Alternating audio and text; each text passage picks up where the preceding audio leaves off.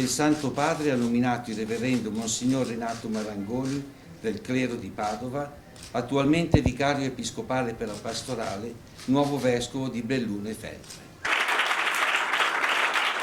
Con queste parole il vescovo di Padova, Monsignor Claudio Cipolla, ha annunciato la nomina a vescovo della diocesi di Belluno Feltre di Monsignor Renato Marangoni, presbitero della diocesi di Padova, finora vicario episcopale per la pastorale e direttore dell'ufficio diocesano di coordinamento.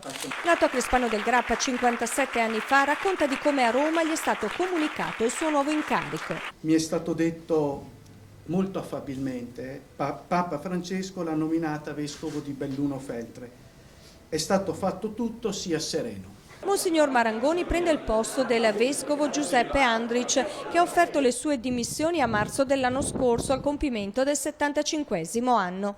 Monsignor Marangoni arriverà a Belluno subito dopo Pasqua. I bellunesi so che mi accolgano come sono, con la ricchezza che sono già e con quello che anche come attesa, come aspettativa loro nutrono. E io così declinerò anche quello che sono con le loro attese, le loro così. C'è la voglia di un bel incontro. E l'augurio al nuovo vescovo di Belluno Feltre è arrivato anche dal presidente del Veneto Luca Zaia, che nel suo messaggio garantisce al nuovo pastore la massima collaborazione nella guida della storica diocesi alpina veneta.